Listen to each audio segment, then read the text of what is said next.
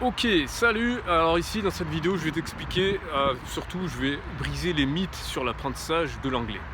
Donc je parle pas des langues en général, là dans cette vidéo je te parle que de l'anglais. Donc si tu t'intéresses aux langues en général, va regarder mes autres vidéos. Là dans cette vidéo je vais parler uniquement de l'anglais. Alors déjà le mythe numéro 1 c'est que l'anglais ce serait facile. C'est pas vrai, l'anglais ça n'est pas facile du tout. Juste pour te donner un ordre d'idée, en anglais il y a 44 à 45 sons, ça dépend des linguistes, mais il y a 1100 façons différentes de les écrire. Là dit comme ça, si je te donne pas de moyens de comparaison, ça veut rien dire. Donc c'est pour ça que les chiffres, faut se méfier, hein. Des chiffres, ça marche, ça sert que à comparer. Donc il faut avoir plusieurs chiffres pour avoir une idée. En français, tu as 36 ou 37 sons. En fait, tu as 36 sons et puis il y en a qui comptent le son que tu as dans Smoking, qui vient de l'anglais. Donc du coup, voilà, si on le compte, si on le compte pas, on s'en fout. 36, 37, ça change pas grand chose. Tu as par contre 250 façons de les écrire sur du papier. Donc ça veut dire que tu en as beaucoup moins que de l'anglais.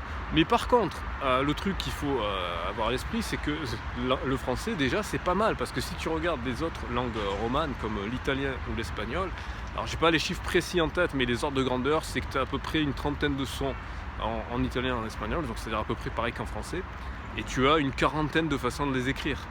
Donc ça veut dire que grosso modo, l'italien et l'espagnol, tu as quasiment une correspondance biunivoque. Ça veut dire que si tu connais un son, tu connais l'écriture, si tu connais l'écriture, tu connais le son.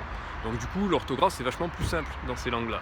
Donc le français, c'est beaucoup plus important, hein, c'est de l'ordre de plus de 5 fois plus par rapport à ça. Et l'anglais, c'est de l'ordre de 4 fois plus que le français, de plus 4 fois plus.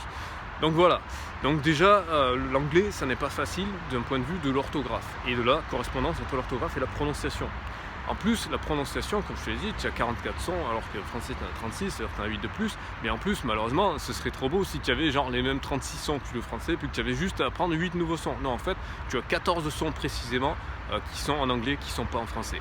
Donc tu as 14 sons qui sont vraiment spécifiques à l'anglais. Et en fait, une stratégie pour pouvoir combler cette difficulté, c'est justement de se focaliser sur ces 14 sons qui n'existent pas en français, pour bien apprendre à les maîtriser. Ensuite, un autre mythe, c'est que la grammaire, tout ça, c'est facile et compagnie. Non, en fait, c'est pas que la grammaire, c'est facile, c'est que la façon de conjuguer, par exemple, si tu la regardes d'un point de vue français, évidemment, ça va te paraître facile, parce qu'il n'y a pas les modes comme nous on a, c'est pas représenté du tout de la même manière. Mais ça, c'est une erreur gravissime, et ça, pour le coup, c'est une erreur qu'on fait dans d'autres langues. Il ne faut surtout pas approcher une nouvelle langue du point de vue de ta langue à toi, et en particulier du point de vue de la langue française, parce que l'anglais n'est pas une langue latine, donc la structure grammaticale n'est pas du tout la même. Et disons par exemple le terme d'aspect que nous n'avons pas en français. L'aspect c'est quoi? C'est que tu vas avoir par exemple la forme simple, la forme perfect, like present perfect, qui n'est pas le passé composé, même si on a très envie de le traduire par le passé composé. Non, le present perfect c'est pas du tout la même chose que le passé composé. Et ils ont la forme continue que l'on n'a pas. D'accord, c'est la forme en ing, comme le present continuous, I'm doing something.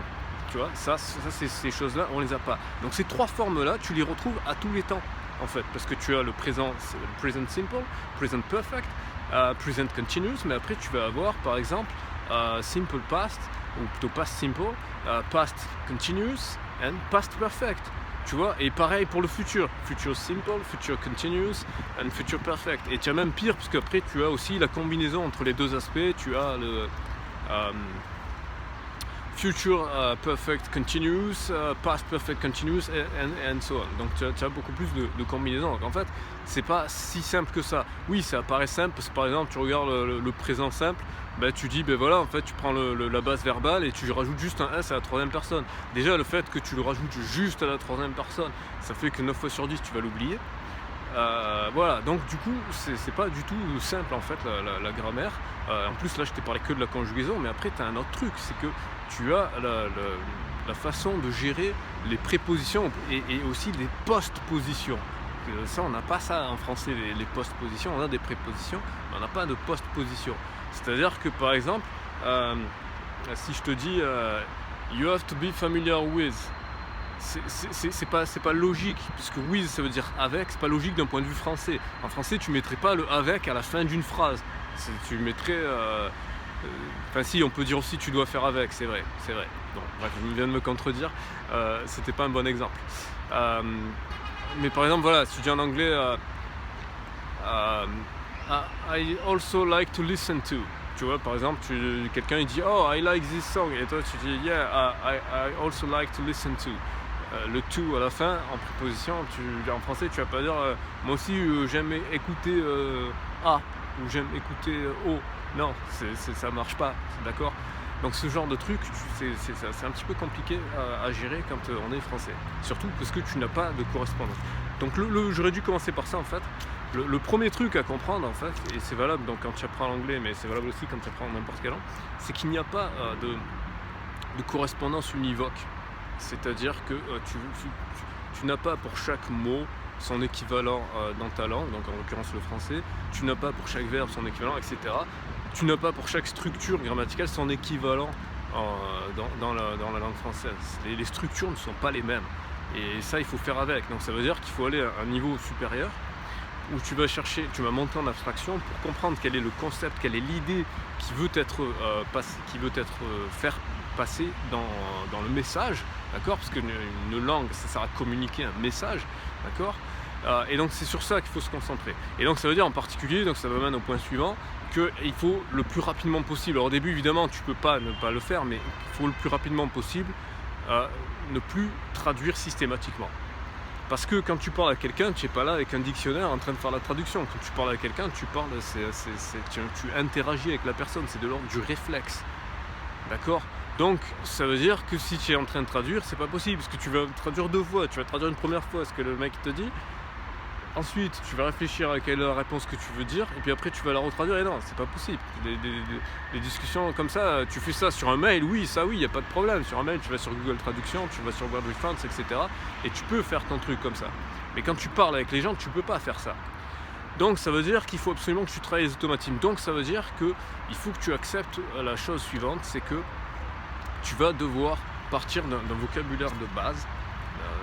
Tu vas faire l'inventaire de ce que tu sais sortir comme ça, instantanément. Tu vas le noter et tu vas te concentrer sur ça. Tu vas faire que sortir des mots comme ça, que des constructions à partir des mots que tu connais comme ça. Et au fur et à mesure que tu vas construire ces choses-là, eh ben après tu vas t'entraîner à écrire tous les jours des choses un peu plus élaborées, mais ça sera à l'écrit. Et après tu vas t'entraîner à les lire à haute voix. Et c'est comme ça que progressivement tu vas progresser. Donc voilà, c'était un petit peu le débriefing sur les mythes. L'anglais, non, ce n'est pas une langue facile. L'anglais, c'est une langue difficile. En plus, si tu veux vraiment comprendre pourquoi c'est une langue difficile, ben, ça va te demander de faire un petit peu de recherche historique. Parce que malheureusement, il y a très peu de gens qui parlent de cet aspect-là. Même dans les cours d'anglais au collège et au lycée, je ne comprends pas. Je vais te révéler un truc, mais je ferai des vidéos spéciales là-dessus. D'ailleurs, j'ai déjà commencé à en faire. C'est que tu as plus de 25 000 mots dans l'anglais qui viennent du français. Donc si tu te concentres sur ces mots, ben, tu les connais déjà tous à peu près. Enfin tous, non peut-être pas, j'exagère. Ça dépend de l'étendue de ton vocabulaire en français. Mais au plus ton vocabulaire français est riche, au plus il y a des chances que tu en connaisses. Et donc du coup, ça veut dire que ces mots-là, tu n'auras pas de difficulté à mémoriser leur façon de les écrire. Par contre, pour la prononciation, il va falloir faire très attention parce que justement c'est le piège. Les mots d'origine française ne se prononcent pas du tout de la même manière en anglais. Voilà, donc c'est tout pour cette petite vidéo qui est finalement pas si petite que ça. Et je te dis à bientôt pour une autre vidéo.